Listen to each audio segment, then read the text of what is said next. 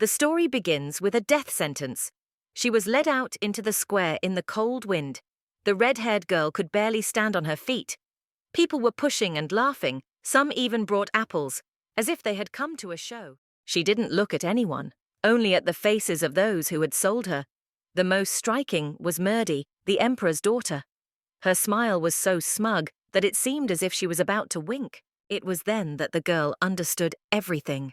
All her life she had simply followed the strings pulled by others. She had been abandoned, led around in circles, and she hadn't even thought about it. She certainly wasn't grateful for this discovery. They played dirty against her. Her enemy was not just strong but almost devilish. Her face hurt. Someone had taken care of her before her execution. She closed her eyes and remembered the cold, shiny audience chamber of the emperor. Emperor Raymond Desario sat on the throne. He was as handsome as a doll, but frightening to the bone. He hardly spoke, only looked down condescendingly. The girl did not have time to do one thing, promise that they would pay for this. Her name was Aiden Gradia. She was the leader of the mercenary guild Owl, which acted on behalf of His Highness. She had spent her entire life obediently carrying out the will of Emperor Raymond, without questions or hesitation. One day, the team set out on another mission that seemed routine, but one of the fighters suspected a leak. Soon, knights appeared, as if they knew exactly where and when to expect this encounter. Aiden tried to keep everyone in line. She said firmly that they were almost out. It was mountainous terrain. The leader ordered Luca to bring the horses directly to the cave exit. Running through the narrow passage, the red-haired lady noticed a trap set right under her feet. She didn't have time to react before there was an explosion. The cave began to crumble. Dan rushed to the boulder, holding back the rubble. The youngest girl in the group fell, knocked unconscious by the blast. Dan, straining to hold the massive rock, shouted for everyone to run. Aiden grabbed Xena by the hand and rushed to the cave exit. Xena called Dan Uncle. He found it funny and sweet at the same time. Now he knew that his sacrifice would not be in vain, though painful. The knights were on the scene when they noticed the red lights on the man's body. He smiled for a moment and everything around him shook. Aiden and Xena got out, but could barely stand after the explosion. It was quiet outside. Luca, their scout with platinum hair, stood on the cliff. The boy held his ground, but suddenly he was hit by more than a dozen arrows. He fell, and his horse ran away in panic. It was a trap. Everything had been carefully planned. Aiden did not allow herself to stop. Together with Xena, she rushed to escape. No one was protecting them anymore. They were alone against everyone. Their previous mission, to kill Prince Zeldian Hail Cornelian, was supposed to end the war. Instead, everything turned into betrayal. They were accused of violating the peace and treasonous attack. They ran until they reached a cliff. The knights were already approaching from behind. Xena looked back at Aiden as if waiting for a decision. The enemy commander shouted to capture the girls alive. Xena rushed at the enemies, shielding Aiden with her body. Her goal was simple, to buy time. She knew there was almost no chance of survival, but she wanted at least someone to escape this meat grinder. The girl grabbed a flask of green liquid and threw it at the commander. The liquid immediately burned his face to the bone. Aiden tried to stop Xena, but it was too late. The girl's body fell like a candle that had been blown out, and the leader was surrounded. One of the knights put a sword to her throat. She did not fight or run away. She just stood there, looking for a way out, but there was none. Aiden was found guilty of the murder of Prince Hale. They said she had broken the peace. The Crown Prince pronounced the sentence without emotion. Her head was placed on the block, and the blade of the guillotine hung ominously in the air. When the girl closed her eyes, thinking that this was the end, she woke up in the forest. It was night, the air was fresh, and the bonfire was warm. She was breathing, she was alive, but her hair was no longer red, it had turned black. Xena and Dan sat nearby, smiling. They looked calm, as if nothing had happened. Aiden felt no pain, she saw no wounds. It was too real to be a dream. However, she knew for sure that the story was just beginning. Xena noticed that something was wrong, and immediately rushed to the owl's head, as Aiden looked very alarmed. Dan remarked with a slight sneer that the leader had fallen asleep in the midst of chaos and even had a dream. He often claimed that Aiden didn't know what real excitement was, remaining unperturbed even during battle. The girl couldn't take her eyes off him, remembering how Dan had held back the rubble in the cave and then disappeared in the explosion. Luca was standing nearby, whom she had seen dead, his body pierced by arrows. Even Xena had died before her eyes, shielding her with her body, and now all three were alive, as if nothing had happened. The ringing of the drums announcing the death sentence and the cries of the crowd cursing her still echoed in her ears. Her body even remembered the torture that had lasted several days. It felt as if her skin was still burning from the touch of iron chains. But now it was warm. The fire was burning, the team was sitting nearby, and no snow was falling from the sky. Aiden silently asked where they were going. Xena did not answer right away. Her voice was quiet when she remembered that they were looking for a fugitive known as the Old Fox. This was her last assignment from Ferdy. The commander remembered that she had carried out this same mission 5 years ago. Her target was Count Sensano, the leader of the opposition. It was then that Aiden had killed the man without hesitation on the border of Zeldian. Before he died, the Count tried to say something, but she didn't give him a chance. The words of betrayal dissolved into the air along with his last breath. Now those events seemed all too familiar, almost prophetic. Aiden stared into the fire, remembering every detail. Meanwhile, Luca calmed the team down. It was the 3rd day on the road, so the Old Fox must be close. They were almost on the fugitive's tail and would soon catch him. The leader suddenly announced that she was calling off the chase. Her words stunned the fighters. Den couldn't believe that Aiden had decided to abandon the route and disregard the order given by the head of the guild himself. Aiden tried to explain that Zeldian's territory began further on, and it was too risky. She would not allow her people to die carrying out a dubious mission for an enemy principality. She sat silently, convinced that killing the Count would not change anything at this point. The fox was already safe behind the walls. Her decision was final. At dawn, they would turn around and head back. Xena watched Aiden closely. She was alarmed by the change in her commander's behavior, but the girl could not disobey a direct order. The head of the Owls remained an authority figure for her, one who was not to be questioned. After a night's rest, Aiden relaxed in the bath, trying to understand why fate had brought her back. Xena gently washed the dark dye from her hair, and it regained its natural red color. The maid cautiously hinted that her hair had lost its shine while they were on the march, but promised to remedy the situation with herbs. Aiden did not respond, immersed in a stream of her own memories and thoughts. She didn't care what had caused her return, whether it was punishment or mercy. Only one thing mattered: she had a chance to fix everything.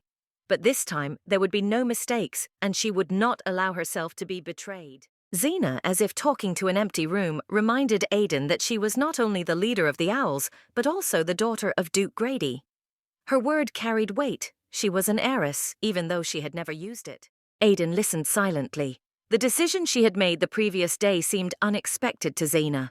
The leader looked calm, but deep in her eyes burned the same flame as before, cold and merciless. Finally, she said that she planned to see the Emperor. It would not take long, but while she was away, Xena must gather all the members of the guild without exception. Before entering the audience chamber, Aiden tried to remain calm.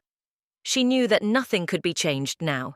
She had to act cautiously because hasty steps would ruin everything she had planned. Aiden entered the hall in a modest pink dress and bowed low. Raymond Desario sat on the throne with the same cold gaze.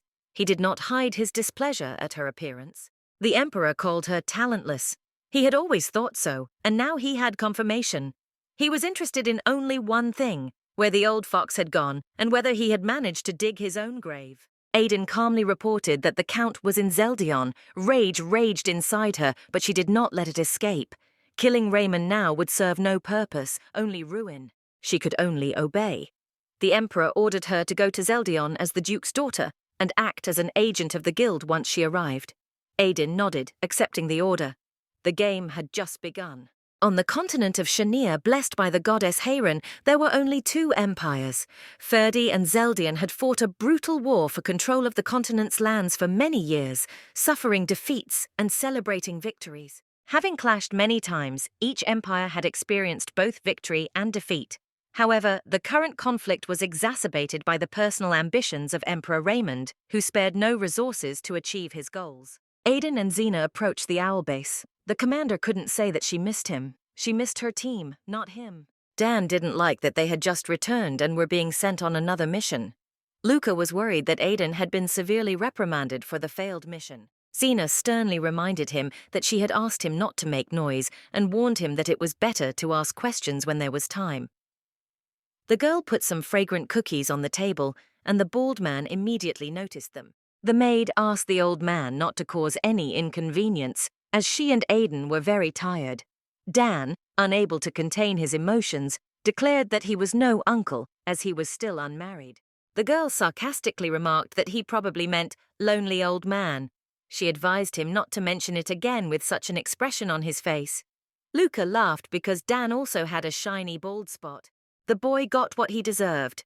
Xena had been asking him to do something about his hair for a long time and had even bought him a hair tie, but he had ignored her advice. She sighed heavily, feeling sorry for Aiden's difficult fate. After all, the commander, in the prime of her life, was forced to look at these two men. Xena thought it was too cruel. Dan, popping a cookie into his mouth, asked the young maid what was wrong with them. Xena poked his hairstyle with her finger and began to laugh nervously. Aiden just stood there silently watching this crazy company. She would not lose them again, and this time she would definitely save them. Their next destination was Zeldian. The team froze for a moment. Aiden explained that as the Duke's daughter, she would be the first to officially offer reconciliation on behalf of Ferdy. In other words, she would become a kind of political hostage. Dan and Luca were to go first and hide in the Merchants' Guild. The commander ordered them to leave in the evening. 10 years ago, after her father's death, Aiden was taken to the Imperial Palace for protection as the only heir to Duke Grady, who had a claim to the throne. Since someone as unstable as Raymond could not take the throne by honest means, he took Aiden under his wing. When he first saw the girl, he complimented her sparkling eyes. Then he stroked her head like an obedient kitten. Raymond promised to be her father and God who would take care of her. At that time, the girl could not have imagined that this was just flattery and manipulation. Behind this was not concern, but a carefully thought-out deception. His real goal was to create a loyal dog, ready to bite the necks of his enemies when necessary. Aiden trusted him without question. Only now did the girl realize how naive she had been. Count Sensano, the leader of the opposition, had opposed the emperor to the very end. And in order to find out the truth, Aiden must meet him again. Murdy's appearance snapped the girl out of her thoughts. The emperor's daughter sarcastically remarked that for someone with such a weak body, Aiden was still moving quite well. This immediately triggered terrible flashbacks for the girl. Murdy visited her in prison. The princess mocked the heiress of Duke Gradian and her late father, saying that the two of them never understood who was squeezing their necks. According to the princess, it was Aiden who destroyed them. Fortunately, the girl remembers this mockery very well. She didn't want to, but she had to bow her head to the emperor's daughter and explain the reason for her visit. Moreover, the weather was perfect for a walk. Aiden had not been feeling well lately, so she was unable to greet His Highness properly. Murdy looked at the girl suspiciously. The princess assumed that this was just an excuse and said that she did not believe in a simple meeting with the chamberlain. The head of the Owls added that Raymond cared about her because she had difficulty communicating with other people. Aiden did not have time to finish her sentence before Murdy interrupted her sharply, demanding the truth. But she remained calm, saying that she had only come to say hello. The princess raised her eyebrows. She did not believe such a simple answer. The commander assured her that she would not dare to lie to His Highness, but Murdy knew more than she was letting on. She saw how Aiden's face changed in an instant, and it brought a malicious smile to her lips. Raymond obviously couldn't resist and shared the details of the mission, despite her attacks. As she said goodbye, the princess couldn't resist a poisonous remark, wishing Aiden not to tire herself too much. Once upon a time, she was supposed to be sent on the mission, but something had changed. Now she was the leader of the Owls. Obviously, the reason lay deeper than mere diplomatic calculation. Murdy advised her to take a closer look at everything around her. Perhaps the girl was seeing these walls for the last time. Zeldian was not going to be a place of negotiations for her, but a cage. Rumor had it that the emperor and heir to that empire were real monsters, or maybe Aiden was one of them and would find new friends there who were just like her. Xena grimaced at the poisonous tirade. It hurt to hear such insults, but Aiden didn't respond. She memorized every word. The carriage slowly rolled along the roads of Zeldian. A month and a half had passed since they left Ferdy. Aiden broke the silence and asked if there had been any news from Dan. Xena assured her that although her husband was bald, he had not yet lost his mind. He was keeping in touch. The commander looked at her hands, once wounded, bloody, and weary. Now they were almost childlike. This was the result of the relic given to her by the Emperor himself, a gift from the Age of Monsters. Xena believed that His Highness could have given it to her earlier, although smoothness does not last long in hands that will once again take up a sword. Her assistant insisted that she not think about the future. Aiden had already worked hard to regain her health. Now it was her turn to take some of the burden upon herself. The Duchess just smiled, looking closely at her assistant's features. She saw Anna in her more and more often, the same grumbling manner. Xena just grimaced. She was nothing like her mother. Their conversation was interrupted by a disturbing thought. The assistant felt someone looking at her. Xena glanced out the window, then Aiden did the same, but they saw nothing suspicious. However, there were indeed two people standing on the side of the road. They were Zeldian's men.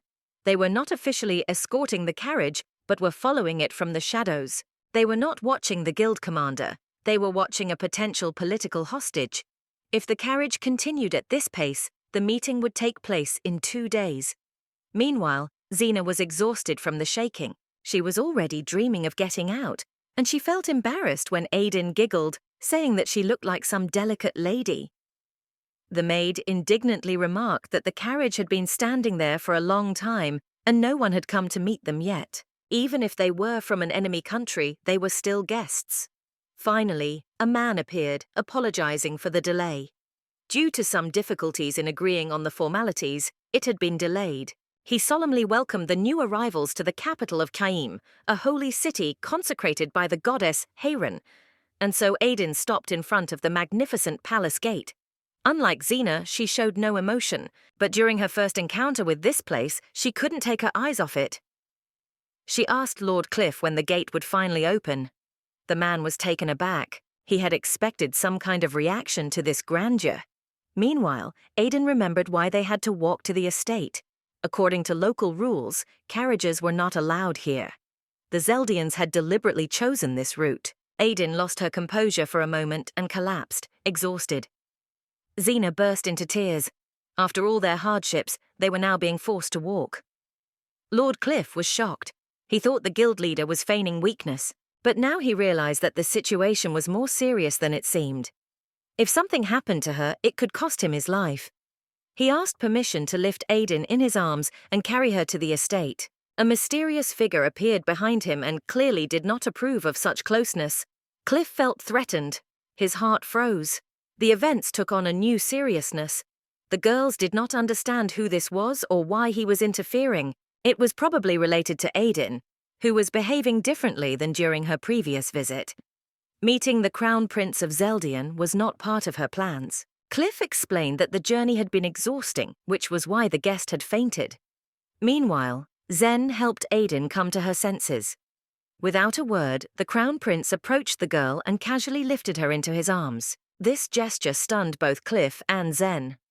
Aiden tried to resist, but the man remained unyielding. He believed that as long as she was on a diplomatic mission, her safety was his responsibility. He had no intention of letting her come to harm. The Duchess sensed a change in his behavior. He had obviously spoken to his father before the meeting, who had instructed him to take care of the envoy from Ferdi. Dejan suspected that Emperor Raymond was up to something, even though he claimed to have raised Aiden as his own daughter. He also did not rule out that her death could be a pretext for war. The Crown Prince was eager to see her first, because from the distance he had been watching her from earlier, he couldn't even make out her face. Looking at Aiden up close, he doubted that her weakness was feigned. The girl thanked him for his help. He was surprised that she knew who he was. Aiden explained that before her arrival, she had familiarized herself with the culture and rules of conduct in the palace of Zeldian. Dejan accompanied her to the Emperor's audience chamber, saying he had something to report. Everything was becoming increasingly confusing for Aiden. She was struck by the politeness of someone who saw her as a hostage. In the previous version of their story, they only met 3 years after her arrival. This was partly due to internal conflicts and partly to her own desire to keep her distance. She wanted more freedom of action as the leader of the SOV. Therefore, she understood that she had to be careful. If they became enemies, it would be almost impossible to defeat him. In the audience chamber, Duchess Aiden bowed low to the Emperor and his beloved son, Dejan. Elbrith Cornelian was impressed by her manners and knowledge of local etiquette. He noticed that the girl's red hair reminded him of her father, the Duke. He also noticed the Duchess's gaze, which was studying him intently. Aiden thought about how the Emperor had upset the balance between Zeldian and Ferdi with his extraordinary power and influence. And yet it was precisely such a man who was destined to die of an incurable disease. The news of the Emperor's illness brought back memories of her father, who had also suffered from an illness. Elbrith remembered the courage of the Duke, with whom he could have been friends if fate had not brought them together in battle. He was lost in thought and detained the girl, despite her fatigue.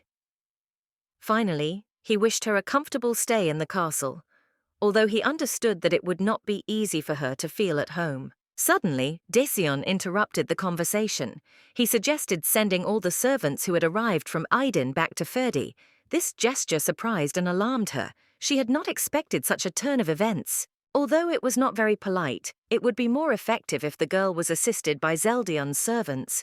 Everything indicated that she was being treated with suspicion, even though there was no reason for it. Aiden nodded her head, showing her agreement with whatever decision the imperial family made.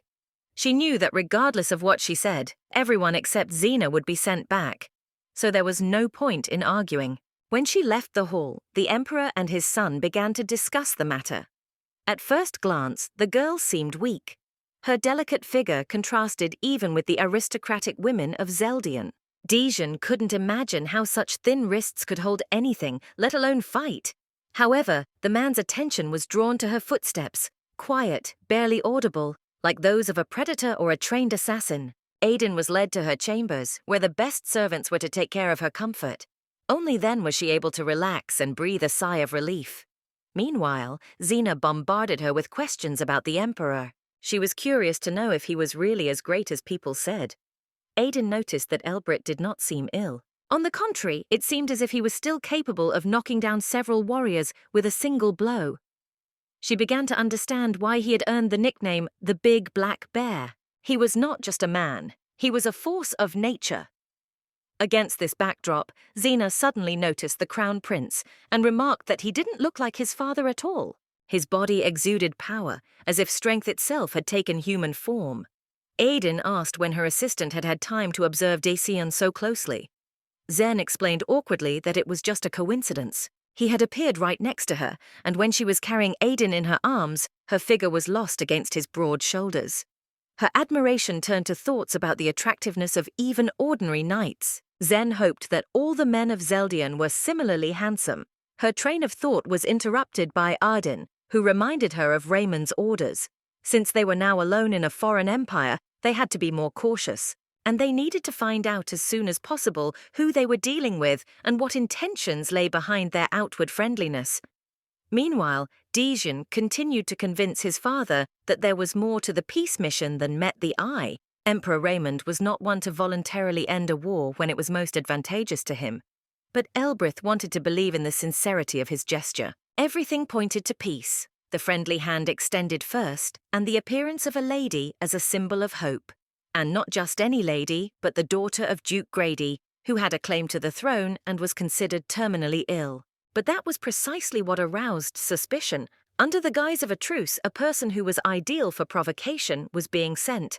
Elbrith finally understood what his son meant and acknowledged the validity of his fears. He ordered the number of shadows, invisible guards assigned to Aiden, to be doubled.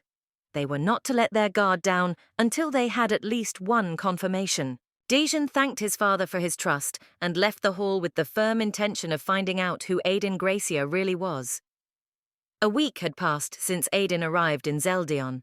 The servants who had come with her returned to Ferdi without even unpacking their belongings. In one of the houses near the main palace, she became not just a guest, but effectively a hostage. Her presence could trigger a new war, so all contact with her was carefully monitored. Getting close to a representative of the enemy empire was considered undesirable, and any careless move was viewed with suspicion, especially after she attracted more attention than planned in the audience hall. There were plenty of observers nearby. Aiden could feel it. One evening, Zen brought a tray of delicacies to the chambers. When no one was watching, she leaned toward the lady and whispered about the arrival of the owls. At that very moment, spies were watching them through a narrow hole in the ceiling. Without hesitation, Zen discreetly handed Aiden a pill. A few minutes passed, and the girl's condition deteriorated sharply. The maid immediately raised the alarm. She knew that if Aiden showed symptoms such as headache, weakness, or dizziness, she could lose consciousness. The frightened maid who was watching them rushed for help. Soon, the palace's personal physician arrived. He was greeted sharply. Xena, without wasting a minute, ordered him to skip the formalities and get down to business immediately. The doctor took the girl by the wrist and felt her pulse. His face quickly changed from indifference to alarm. That was exactly what they had hoped for. Aiden really did look ill, although no examination would have revealed the true cause. The illness had been carefully simulated, the result of a special poison. Zen played her part to the end. She feigned surprise and claimed that even the best doctors in Ferdi had been unable to diagnose her. That was why Aiden was brought to Zeldian, where, supposedly, medicine was several steps ahead. Dr. Rasmus noted that as long as she had a high fever, it was too early to talk about a specific diagnosis. He prescribed antipyretics and promised to return for a later examination. The butler was waiting for him outside the door, and a little further away was the Crown Prince himself. In the dark corridor, Dejan almost blended into the shadows. His gaze was suspicious, almost piercing. He was waiting for the doctor to confirm the worst, that Aiden was faking it. However, the answer was different. Rasmus sadly noted that he had never seen such an irregular pulse. The girl's condition was indeed worrying. He promised to conduct a second examination, but he could already say with certainty that the Duchess's body was exhausted. This answer made the Crown Prince think. The doctor had no reason to lie to him, so the girl had indeed come for treatment. But Rasmus still did not understand why Dejan was paying so much attention to this case. Before leaving, the prince quietly ordered him to forget about their conversation. Everything had become more complicated. Just a few days ago, Dejan was convinced that the Duchess was just an actress in a diplomatic game. But now, with no evidence against her and her body slowly showing signs of weakness, doubts began to creep in. A moment ago, Aiden was lying on the bed, half dead. Now she looked as if she had never been ill. Xena had played her cunning game again. First, she made the lady appear to be artificially ill so that everyone would believe in her weakness, and then, when everything was in place, she gave her the antidote. But it was becoming increasingly difficult for her. Every time she saw Aiden turn pale and gasp for air, something tightened in her chest. Despite her fatigue, the commander quickly changed into a simple dress, threw on a dark cloak, and secured a knife to her leg. Xena didn't like the idea of Aiden going alone, but there was no other way. They had already attracted too much attention, and any carelessness would be another reason for suspicion. And if the maid who had been with him the whole time disappeared, the situation would only get worse. Aiden knew that if she left Xena at the estate, she would worry not for herself, but for her.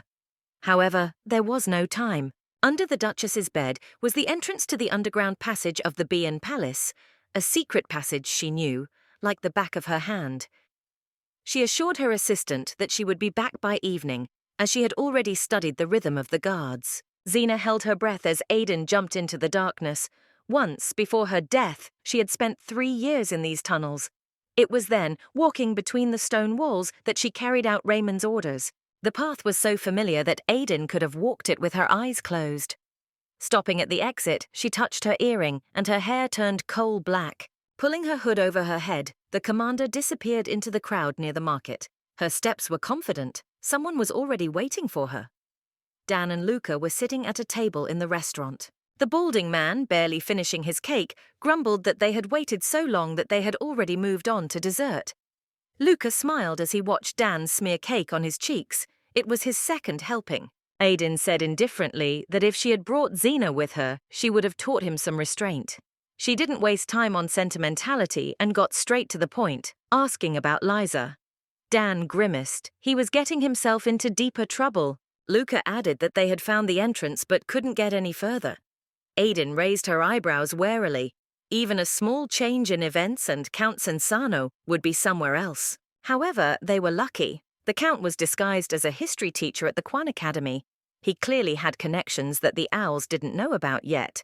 Dan suggested simply smoking him out of his hideout, but Aiden immediately replied that she was the daughter of Duke Grady, in lands where Emperor Raymond had no power, and the Count knew that. He would want to meet her. However, things were more complicated now. The Duchess was being watched. She cannot act openly as she did before, especially working alongside Zaina. However, rumors have already spread. The Duchess is in Zeldian, and the wind is fanning the flames, and soon the fire will smoke the heavens. Dan smiled. Then Fox would start suffocating in his own hole and come out himself. Before parting, Aiden clarified one thing. They were not going to kill Count Sensano. Dan and Luca exchanged glances. No one expected such a statement. The commander added that she needed to find out a few things first, and then the team would have to make a decision. Dan, slightly confused, asked why Aiden felt she had to explain anything. Luca, without hesitation, said he would always follow the guildmaster. The Duchess nodded. The next meeting would be in 3 days. Until then, everyone would work as usual. This city had always been noisy and bustling. Zeldian was full of life, even during the war. Its markets were richer than those in Ferdi, and even in the back alleys, everything was moving as if everyone had something to do. One of the merchants, a friendly man, handed Aiden an apple, as if he recognized something good in her. Savoring the sweet fruit, she suddenly noticed a familiar silhouette. This feeling compelled her to follow him until he disappeared into a building. She remained nearby, hiding in the shadows, hoping that this chance encounter would not ruin something important in the future. However, a considerable amount of time passed, and the silhouette did not reappear. Tired of waiting, Aiden emerged from her hiding place and was about to return to the palace when a group of men blocked her path. There was nothing friendly in their gaze, and the girl's appearance elicited condescending smiles from them.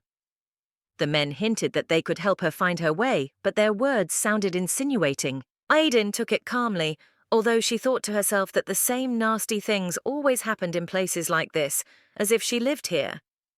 When she asked one of them to step aside, he just laughed. Aiden didn't waste any words. A blow to the solar plexus sent him to the ground. The others rushed at her. She easily dealt with 2 more, leaving only 2 attackers behind. One of them pulled out a knife. He attacked, and although the girl skillfully dodged, one blade touched her skin, cutting her wrist. Now the game was over. Aiden instantly knocked the weapon out of his hands and neutralized another attacker. The last one only had time to bend down for the knife when a silhouette appeared from the shadows and stopped him without a word. It was Dejan. His appearance surprised Aiden. The Crown Prince's gaze fell on her cut. Then he came closer to make sure she was all right. Aiden pulled her hood over her head, hiding her face. She didn't want to be recognized. They were joined by a blonde-haired man, clearly unhappy that his companion had gotten himself into trouble again. Her guess was confirmed. It was Luhan Frederick, Dejan's childhood friend. The Crown Prince denied any wrongdoing, noting that most of the attackers had been neutralized by the stranger. At that moment, they realized that the girl had disappeared. Dejan's expression changed, as if he suspected something. Aiden returned to the estate. Zena immediately began to bandage her arm. Her anxiety was justified. The lady had been gone for a long time. Aiden herself understood that if things had turned out differently, she could have been in real danger. She did not expect to see either Luhan or Dejan there. Zena said that only Dr. Rasmus had come and that she had to deceive him, saying that the Duchess was just sleeping.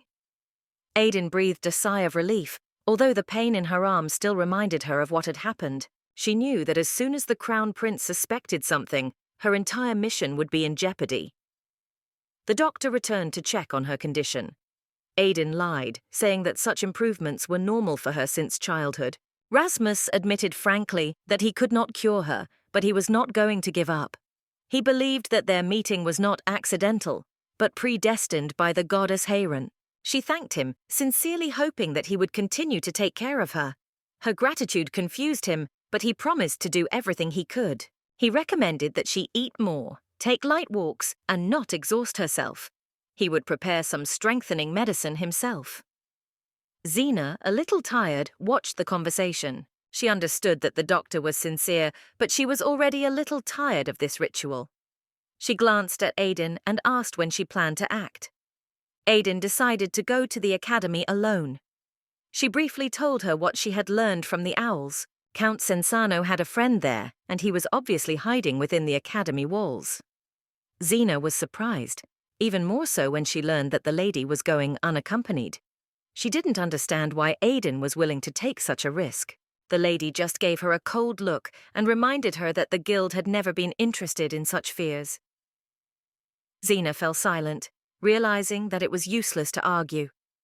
Aiden told her not to play the role of a servant in the presence of strangers. Xena was upset, but her mood changed when Dejan suddenly burst into the room. The Crown Prince should not have behaved like that with a girl from a respectable family. But he did not care. The Duchess did not even have time to cover herself. Xena instantly grabbed the blanket and threw it over her mistress. Dejan's gaze slid over the girl, and this outraged Aiden. She mentally noted the customs in Zeldian again. It seemed that etiquette had its own face here. Luhan tried to smooth things over, but Dejan wouldn't let him get a word in. He said he had come because he had heard that the guest was unwell. Aiden remained with a cold, ironic look in her eyes. He didn't need an invitation. He had already settled into a chair, indicating that she should do the same. Both Xena and Aiden were surprised. The Crown Prince's behavior did not fit any of their ideas about palace etiquette. Luhan, visibly embarrassed, tried to justify his visit. He hinted that His Highness was very excited and therefore did not bother with formalities. He bowed to the Duchess and apologized for his master. Aiden replied with cold politeness. The son of the palace master had every right, and a person like her should not feel uncomfortable. This response only added to the tension. Luhan rubbed the back of his head, while the Crown Prince kept his eyes fixed on her. He still did not look her directly in the face, but studied her closely, as if trying to understand something.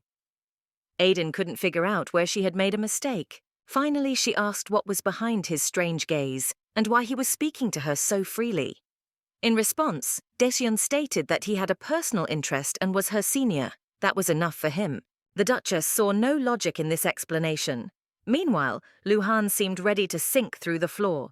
The tension in the room was reaching its peak, and every word the Crown Prince uttered was a disaster for him. Aiden began to think that Dejan was deliberately mocking her today.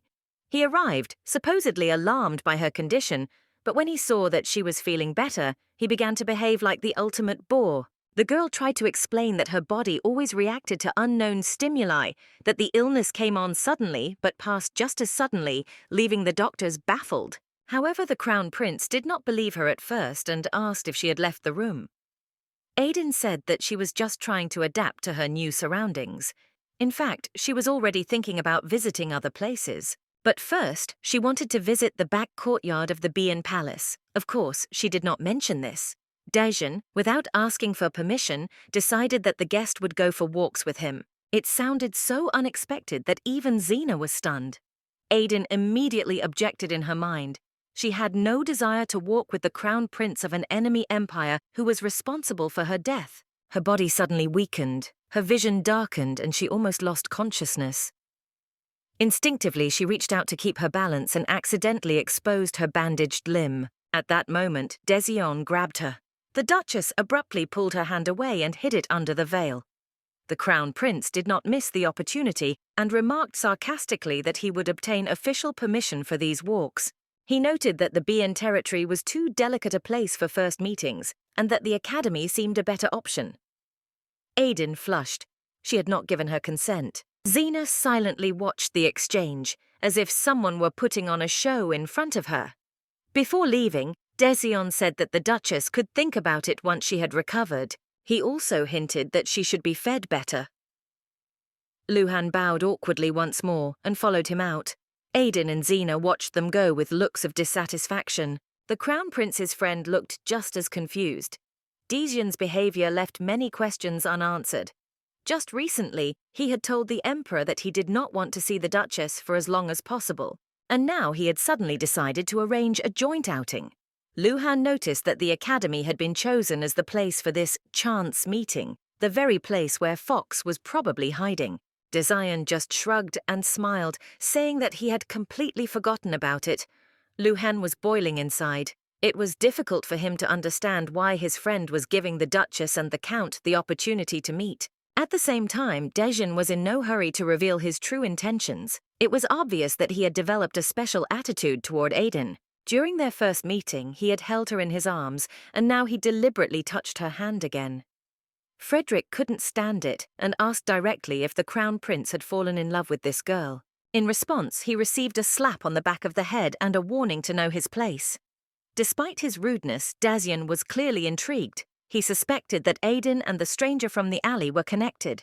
The same person. Not only did it not dissipate, but on the contrary, only strengthened after this meeting. With a smile, he admitted that for the first time in a long time, something really interesting had appeared on the horizon. A week passed, and he finally received permission from the Emperor to visit the academy. Xena couldn't get enough of her creation. The lady's appearance seemed like a true masterpiece to her. Aiden, however, had a different opinion. She felt as if someone too young had tried to copy her mother's makeup, too diligent, too obvious. However, she didn't want to spoil Xena's mood with arguments. The assistant refused to accept even a shred of criticism. She had spent 2 hours, sweating and, in her own words, almost bleeding to achieve this effect. Aiden just nodded and, still not quite in control of her emotions, cautiously asked about the whereabouts of a certain idiot. She caught herself in time and rephrased the question, asking if the Crown Prince was ready. Xena, already picturing Dejan in her mind, confirmed that he was waiting. She was sorry that he would be the first to see the lady in such a state. Aiden, despite her indignation, agreed. Although hostility between the empires continued, the Crown Prince had exceptional insight. When they reached the carriage, 2 men were already waiting inside, Dejan and a stranger. The Duchess felt slightly surprised. She had not expected the Crown Prince to arrive so early. His gaze betrayed his dissatisfaction with her tardiness. The second passenger turned out to be the commander of the first detachment of the Imperial Guard, Ruzelman Baker, who had been assigned to personally escort her that day. Unpleasant images from the past immediately flashed through Aiden's mind. This was the man who had been involved in the events that followed the murder of the second prince. It was he who had lured her and Xena into a trap, forcing the latter to sacrifice herself. Dejan noticed something flash in her eyes, but Aiden quickly regained control of herself, not allowing her memories to take over. They sat next to each other in the carriage, and the Duchess felt extremely uncomfortable. The narrow space and closeness created a depressing atmosphere. However, she remained silent, focused on the main question: why the academy and what was the purpose of this trip? Her gaze, as always direct and attentive, rested on the Crown Prince. He sensed it and met her eyes. Aiden apologized, noting that he was very quiet. After all, there was nothing else to look at in the carriage, and he was quite handsome. Aiden's words came as a surprise even to Dejan himself. He was not used to such frankness. At first, he looked confused, but he quickly recovered and replied in the same vein. He was particularly struck by the color of the Duchess's eyes, those deep blood-red shades that made her look like someone from the past. He still remembered the moment when he first took the Duchess in his arms. Back then, everything seemed simple. Only later did he realize that behind her fragile body lay great strength. And when he first saw the suspicious girl in the cloak, he thought of Aiden, her physique, her mannerisms. Everything fit. This was the second time he had encountered the girl whose footsteps were completely silent. Such coincidences did not seem accidental to him. Dejan gave the Duchess a week to recover from her injuries, but her true intentions remained a mystery to him. He couldn't stop thinking about why she had appeared just when he was meeting with Fox. He needed to find out more. Meanwhile, Aiden was still thinking about that compliment.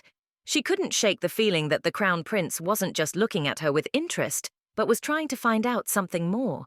His gaze had an ironic undertone. She wondered if he suspected her. It was obvious to both of them how cramped it was in the carriage. The silence seemed to weigh heavily on the air.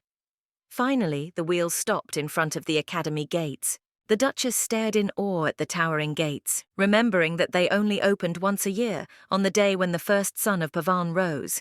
It was a tradition engraved in the hearts of many generations. During the first day after the setting of the autumn stars and the rising of the new sun, the gates of the academy were closed. Throughout the day, people observed silence. It was a moment of purification. The first sun gave its blessing and washed away sins. Aiden could not forget this despite all her efforts.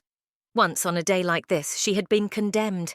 In the past, she had been a shadow for Dejan, one that needed to be erased, an impure stain that spoiled the picture of the world. The rector himself came out to greet the new arrivals, bowing his head in respect. Aiden thought that this man might have known her father in his youth. The rector noticed the noise in the academy. It was almost lunchtime, so he invited the guests to visit his office. Dejan cautiously hinted at snacks, but the rector shifted the initiative to him. He promised to take care of the Duchess's meal himself. The Crown Prince, not hiding his feelings, said that he was unlikely to stay. He didn't like the snacks in the rector's office. Xena and Ruzelman waited outside the door. The commander glanced strangely at the maid, but did not dare to speak. Meanwhile, Rector Holden was intently selecting dishes that might be suitable for the Duchess. Aiden had no doubt that this was no accident. Even the smallest details seemed to be part of a carefully thought-out plan. A sudden movement by the rector caught her attention. The man rose from his seat, walked over to a drawer and took out a small bell. It turned out to be a signal to summon Count Censano. He appeared almost immediately, timidly approached Aiden and, trying to catch her eye, reminded her of himself.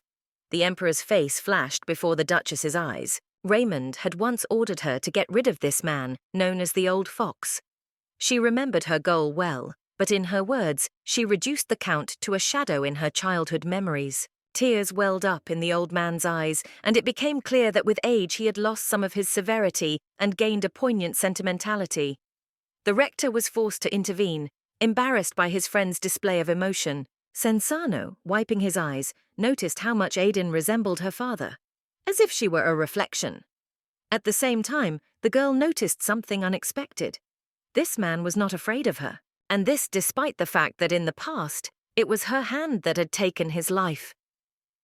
The man hinted at the reason for his presence within the walls of the academy, noting that the Emperor wanted him dead. However, Aiden did not believe that it was all about leadership in the opposition. The Count's answer only reinforced her suspicions. Raymond could not let the aristocrats who did not recognize his authority go unpunished, and even less so could he forgive those who supported Duke Grady. This was the turning point for Aiden. She realized that her father had been a loyal servant of Emperor William, the legitimate ruler. After his death, Raymond seized the throne and destroyed everything that reminded people of his legitimacy. Count Censano, like most of his successors who remained true to their moral principles, chose the path of Grady. The weakening of the opposition after the Duke's death was still palpable. Aiden's face changed dramatically. Anger and disappointment flashed in her eyes. The Count realized he had gone too far and hastened to apologize. But his involuntary confession had already done its job. He tried to continue, but her thoughts were elsewhere, on the concern Raymond had shown. This disturbed the rector's peace. Both men were shocked. The Duchess decided to ask the painful question, whether her father had really died of illness. Her suspicions would not leave her, and she wanted certainty. Censano nervously replied that he could not prove anything. But he doubted the official version. The last time he saw the Duke, he showed no signs of illness. Moreover, the body had been cremated, and the Emperor had ordered that it not be buried in the family tomb. This suggested poisoning. Aiden clenched her teeth, remembering her childhood. She was only 7 when her world collapsed. Every night she hid in her nanny's arms, crying from the pain of loss. Raymond, having taken away what was most precious to her, allowed himself to live as if nothing had happened. She is still called Lady because she is under the Emperor's protection. But even now she had no right to know what had happened to her father's body.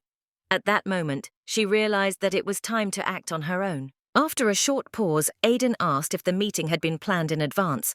The rector confirmed her guess but assured her that Dejan had nothing to do with it. In fact, he believed that this conversation would do more harm than good. Aiden's return took the Crown Prince by surprise. She had returned earlier than he had expected. Apparently, her conversation with the Count had not taken long. Dejan was surprised when she began asking questions. He had assumed that she had wanted to see the old fox herself. However, Aiden pretended that she knew nothing about Count Censano's presence at the academy. This only prompted Dejan to ask where she would like to go next. The Duchess's answer was restrained. Excessive exertion could be harmful, so she would prefer to stay in the palace for a while. This answer saddened the Crown Prince. He enjoyed these walks together and wanted to repeat them again. Before getting into the carriage, Aiden briefly but clearly ordered Zenny to gather all the owls that night. The assistant offered to run a bath for the Duchess. Aiden silently took off her clothes, feeling the stares on her. Invisible, but palpable, like the touch of wind on her back. She mentally challenged her spies, allowing them to watch if they wanted so badly, and it seemed that the figure behind the painting had indeed disappeared at that very moment. Although their task was to observe, no one had abolished the boundaries of decency. Dressed in the guild's owl uniforms, the girls looked ready for action. Aiden had not expected to have to wear these clothes again so soon. Meanwhile, Dan and Luca were already waiting in the forest. The commander touched her earring again, and her hair changed color, camouflage activated. They moved with the silence and coordination that only shadows could achieve. When they reached their destination, Aiden announced without hesitation that she had broken up with Ferda.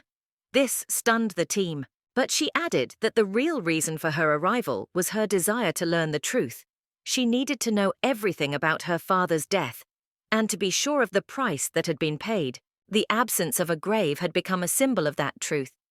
She knew that Dan had kept quiet to protect her, but from now on, no one had the right to hide anything from her. Everyone had to speak openly. She voiced what hurt the most. Her father had been killed by Raymond. He had poisoned him, destroyed his body with fire, leaving her with emptiness and nothing but suspicions. What's more, he had made her a tool to destroy those who had once stood beside her father.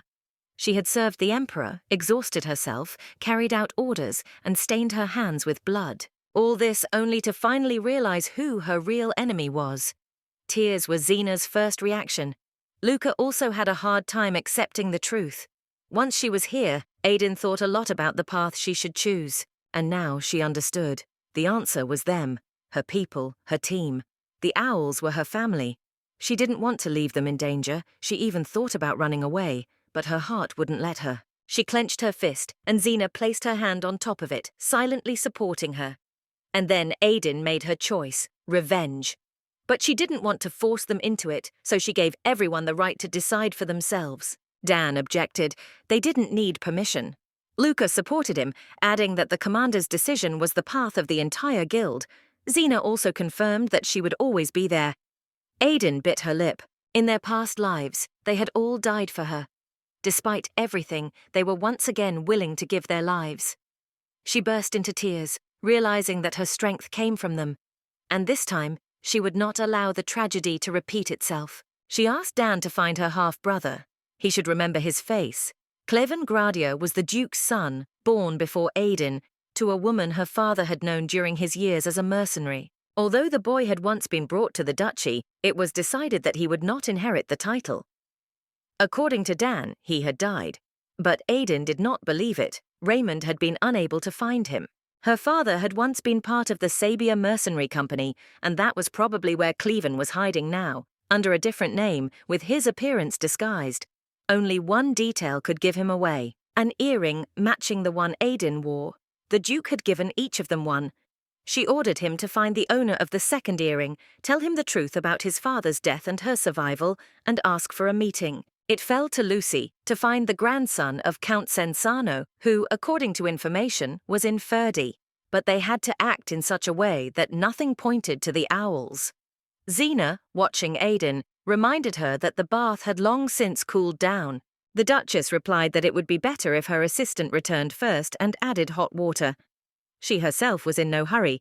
She still had a few important things to do and perhaps a few new people to recruit. The commander had no doubt that the person she was looking for would definitely accept her offer. She silently made her way to the balcony of the mansion, and, surprisingly, there were far fewer guards than expected. This only confirmed that fate was on her side today. Peering through the window and making sure the room was empty, Aiden carefully opened the door and stepped inside.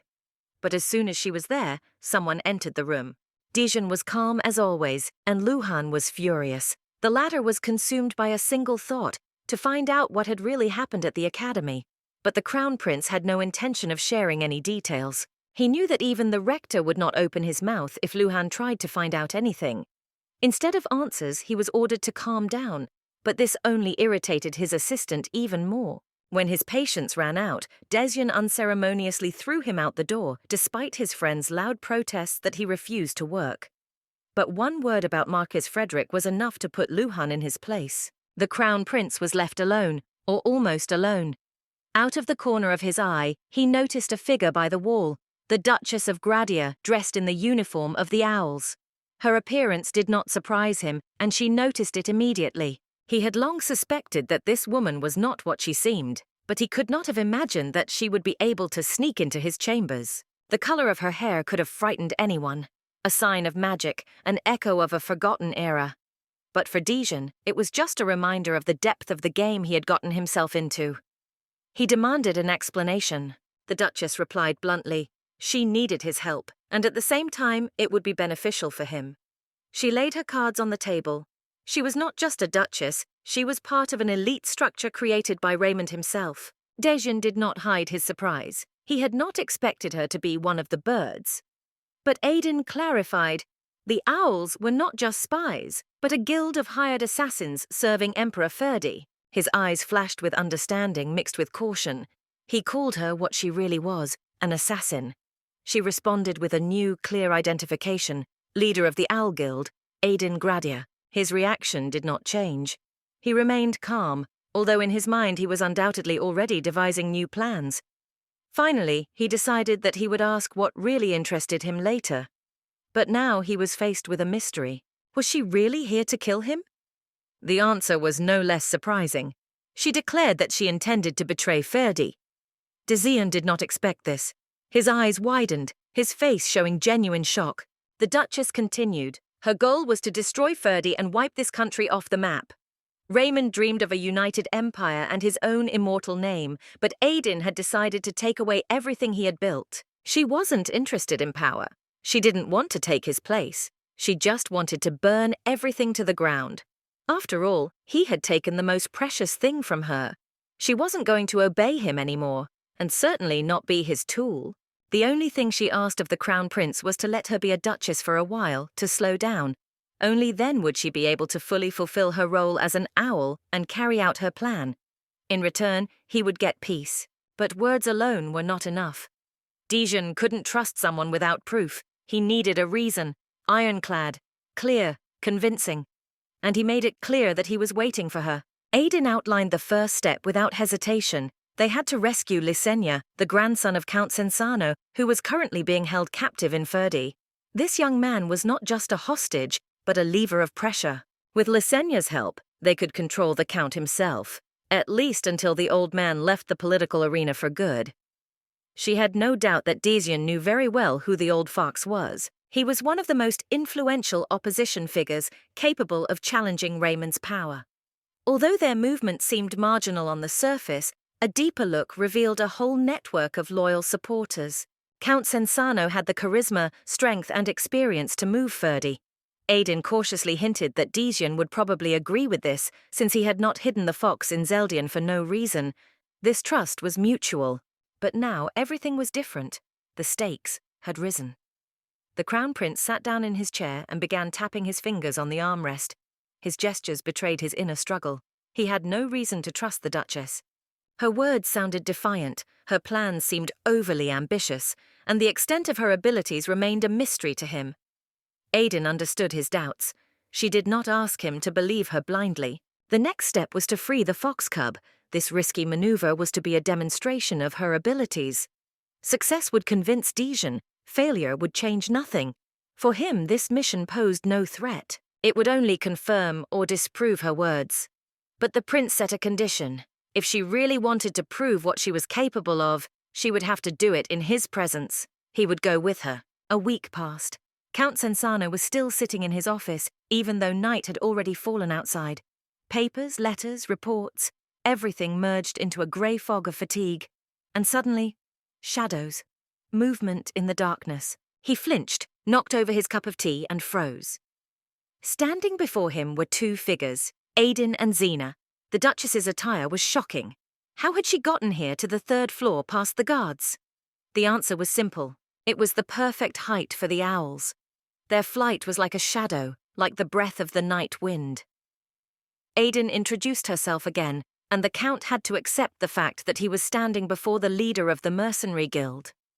But that wasn't the worst of it. He had already seen her in this guise, long ago when he was fleeing on horseback, feeling death breathing down his neck. Realizing the connection between the Duchess and his pursuer, the Count fainted. Aiden gently brought him to his senses. She had not expected such a reaction, but Sensano was stunned. The Duchess was part of the Owls. It was difficult to comprehend. But the plan she laid out next seemed even more incredible. It wasn't just about overthrowing the government. She wanted to destroy Ferdi, one of the two great empires of the continent, to wipe it off the map forever. Count Sensano shared her hatred for Raymond. He knew how much pain he had caused Aiden and her father, but despite this, Ferdi was their homeland, and there were people left there who were not to blame for anything. The leader of the Owls answered honestly. She would do everything to minimize the number of victims. Her father had defended this land, sacrificing himself, and that was why Aiden would not allow it to be turned into hell. As much blood would be shed as necessary. But no more. Sensano was silent. He was tormented by the question, could she really give up Ferdi? Give up everything her father had fought for? The Ferdi she had known had died with her father. The Duchess's room was almost silent, the rustling of the teapot and the soft aroma of herbs blending into something almost ritualistic. Dejan sat down again in his usual chair by the window, as if it were part of his new routine. A daily presence in a space that smelled of danger, poison, and comfort all at once. The tea Xena brewed was second to none he had ever tasted in the imperial halls. Perhaps that was why he kept coming back. For this taste, created especially for him. The Duchess seemed no longer surprised, but she couldn't understand why he kept coming back here. From under his half-closed eyelids, the Crown Prince glanced at Xena. There was something too calculated in her movements for an ordinary maid. The absence of scars proved nothing, except perhaps that she belonged to the shadows. He wondered if she really belonged to the Owls, and if so, in what capacity. Her body was supple, her skin thin, her fingers too clean, but with a barely noticeable dark tinge at the tips. A picture formed in his mind. A girl mixing poisons, creating substances that even the experienced Rasmus didn't know about. He returned to the cup as if he had just realized that he was holding the work of a toxicologist in his hands. But there was no fear, only interest. The bitterness on his tongue could have been a hint, or it could have been nothing. When he stood up, Aiden's eyes did not hide her surprise. She was not yet used to him leaving so suddenly. But there was something unsettling about her longer-than-usual walks, and the Crown Prince knew that she hadn't gone after the fox yet. He also knew that the reason was Count Sensano, who had not yet given his final word. It bothered him how easily she switched to her first name, Kalos. Something about it disturbed the usual order of things. She made no secret of the fact that a different kind of trust had developed between them, the kind that arises between people who have already experienced something more than titles and roles. The thought that the Count also called her Aiden lingered in Dejan's mind like a challenge. When the door closed behind him with a loud bang, the room emptied, and the Duchess was left alone with fatigue growing into a dull ache in her skull. Her body responded to the fatigue with a delay, but this time it seemed that she was really ill. Aiden wanted the mission to begin already. As long as Kylos remained silent, Dejan would not stop his visits. Meanwhile, Luca sent word through Xena that everything was ready, but the Count's consent was needed not just to carry out the mission. It had to give them the password, the only thing that could convince Lysenia that those who came for him were not enemies. Such was the tradition of the Sensano family, a code word that saved lives and distinguished the savior from the executioner. Xena did not hide her incomprehension as to why he was still hesitating, but Aiden saw deeper. It was not the plan that bothered Kylos, but her, namely her determination, her willingness to see the plan through to the end. To spur the Count into action, she went out for a walk that same night, hoping that her appearance would remind him of the choice he could not avoid. 3 days later, the desired information arrived, the password, and everything became clear. The fox cub was being held in the dungeon of Count Rebrando's country estate. Everything indicated that the other members of the family had been killed. There was no one left to save except the grandson. Aiden had no intention of delaying. They had to leave tomorrow evening. Fortunately, the estate was not far from the border. The owl had the means to get there faster. But using relics left traces. They decided to act by changing horses, a classic but effective method. The Basilic River, which they had to cross, had dried up due to a prolonged drought and was no longer so dangerous. But this circumstance led to increased security. They had to wait for the moment when the guards changed shifts. Only then would they have a chance to pass. Luca leaned toward Aiden and whispered the question that was hanging in the air. Was it really worth taking Dejan and Luhan with them? She replied that, at least for now, it was. Their presence could still prove useful. When she turned to the Crown Prince to ask if everything was all right, he simply confirmed that the plan looked perfect. Amidst the shadows of the hideout where the owls were preparing for the next phase, Dejan slowly shifted his gaze from face to face, studying each one as if looking for an invisible crack in their united ranks. Luhan stood nearby, and it was him the Crown Prince glanced at questioningly, silently urging him to speak. Frederick's successor did not seem concerned about the operation itself. Something else was troubling him. Was Lady Gradia capable of betrayal, and if so, would that betrayal be directed against Ferdi? Dejan confirmed without hesitation. After everything he had seen in her behavior, there was no doubt left. She had crossed the line of loyalty. Luhan did not specify who she was with now. He only said quietly if that meant that Aiden was no longer on their side. The Crown Prince replied with a phrase as old as the court itself. The enemy of my enemy is my friend. But Luhan had more doubts than he allowed himself to express. Still, the owls seemed surprisingly functional to him, especially the one named Luca. There was strength in his movements and logic in his silence. Dejan did not hide his irritation. All the talents of the Empire already belonged to his friend. Lucan tried to explain that even if they gathered the best, it still would not be enough. When Dejan asked when he was supposed to go on stage, Aiden replied without hesitation, "Never." Her words fell like a stone into water. She did not trust him as a participant. He was an outsider with no place in her well-coordinated chain. His skills remained hypothetical to her. How strong he was, how agile, what weapons suited him best, all this was just theory, and theory does not save lives. Even if he laid all his skills on the table, it wouldn't change the main thing. At the decisive moment, Aiden would not be able to trust him. In this regard, the heart was the owl's, and she was its pulse. If the situation became dangerous, the Crown Prince would be obliged to obey, not act on his own judgment. Dejan tried to argue, but the Duchess firmly reminded him that he was the one who insisted on seeing the owls in action. So now he had to focus on observing. Any involvement was forbidden. The room became quiet, like before a storm. The air was thick, as if everyone had held their breath. Glances darted between them like ropes. Finally, Dejan gave in. He nodded. From now on, it would be according to the Duchess's rules. Luhan, watching her, said with barely contained surprise, "Aiden has surpassed all the rumors. Not many people have the courage to look truth in the eye and speak it aloud, especially when those eyes belong to the heir to the throne." The last time he saw this was in Prince Hale. The Crown Prince agreed, but there was a bitter mockery in his voice. Aiden seemed too self-confident to him, too direct. Luhan, without losing his smile, only emphasized that despite this, the girl seemed to have taken a liking to His Highness. Dejan decided not to respond. Once again, silence spoke louder than words. There were more of them now. Each extra silhouette added tension to an already delicate plan. The Crown Prince understood that it would be extremely difficult to wait for everyone to disperse separately. But there was no other way. A crowd of people dressed alike would attract too much attention. Luhan, as always restrained, nodded and took the first step. His place was in the palace, and everyone else was to appear there gradually, as if they were not connected in advance. Aiden planned to follow. There was no hesitation in her gaze, only quiet composure, but Dejan took the initiative again. It seemed wrong to him to let her go alone. The streets did not always treat her with respect, and he remembered that. But Aiden didn't need protectors.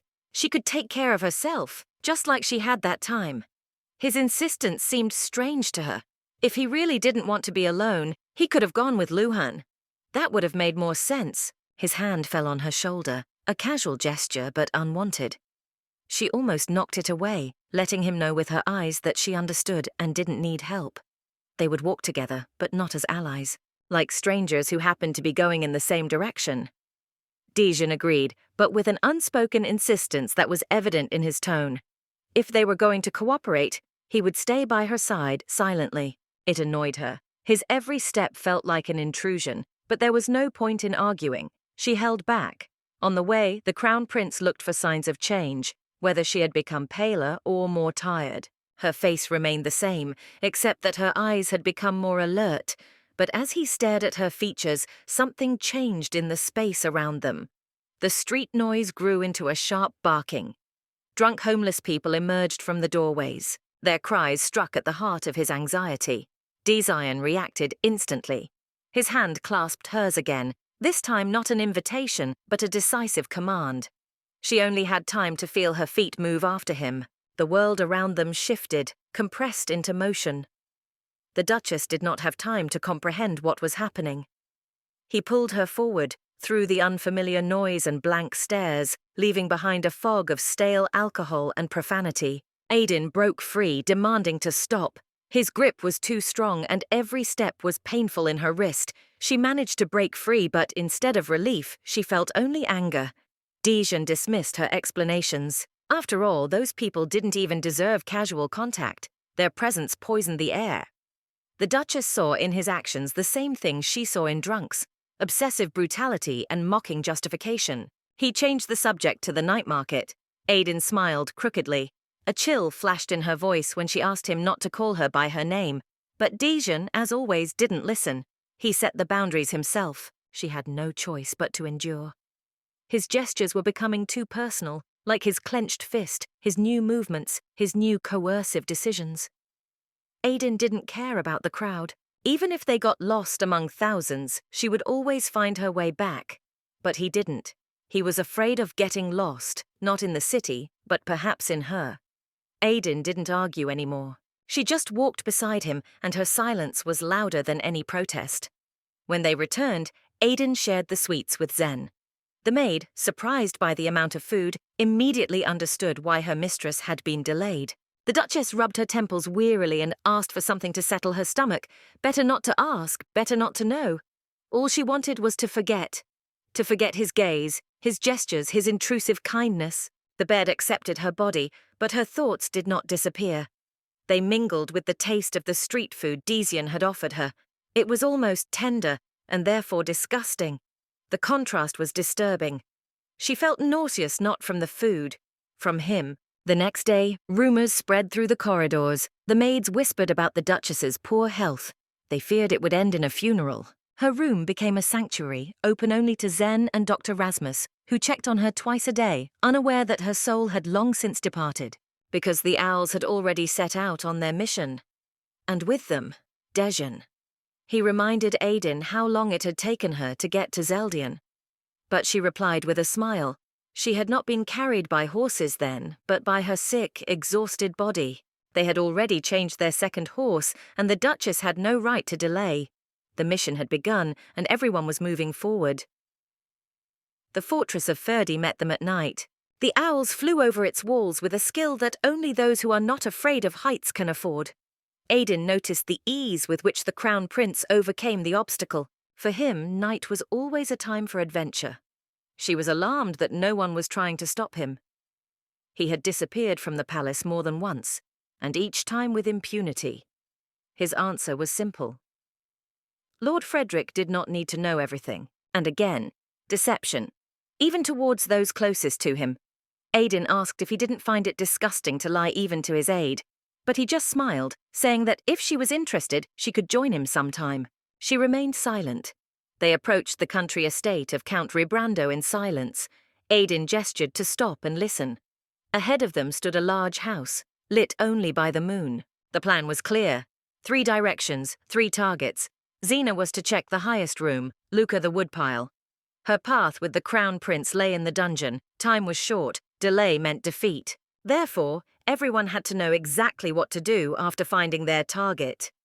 Those who did not make it in time would wait for the signal, circling around like shadows until dawn. Aiden tied her hair, glanced at her husband, who, despite everything, was now by her side. She said only a few words, so as not to disturb him. Dejan put on his mask and nodded. Meanwhile, Rasmus, in his routine check, suspected nothing. His pulse became more even, his temperature dropped. The doctor, satisfied, left, slamming the door behind him. And on the bed, under the blanket, was only a perfectly folded doll. An ancient relic, magical and dangerous. He did not know that he was under hypnosis. He sincerely believed that he was treating the Duchess. When Dejan remembered the doll, Aiden shrugged. In Ferdy, Raymond covered everything, and the relic was rarely useful. But this time, it was an order. And she obeyed. The thing was, this doll couldn't fool anyone who knew about it, so it was important to act quickly. The water dripping from her clothes after the jump had to be wiped off. Not a trace, not a mention. The Crown Prince followed, obeying his leader's orders. The self-confidence that usually accompanied him through the streets of the capital had disappeared from his steps. The night mission required silence, focus, and obedience. And for the first time he did not argue, allowing Aiden to lead. Her silhouette was ahead of him, composed, restrained, agile. From a distance she was a shadow. Up close she was something fragile, almost brittle. Dejan noticed how easily this body could be crushed, like a thin branch under the snow, but something in her prevented him from seeing her weakness. Her reactions were lightning fast, her movements precise, like a predator. She walked as if she knew every protrusion, every shadow around her, as if she had grown up among them. Aiden, without stopping, suddenly broke the silence. Her voice was even, almost indifferent. Whether it was an attempt to distract herself or a way to find something out, she asked what he did, beyond titles, beyond formalities. He didn't answer right away. It seemed that during those few seconds, the struggle was taking place not on the outside, but somewhere deep inside. The answer sounded mundane, cautious, nothing special, just thinking about something. But the silence that followed was more telling than any words. She didn't ask again. Perhaps she knew that if he was hiding something, it wasn't from her. It was from himself.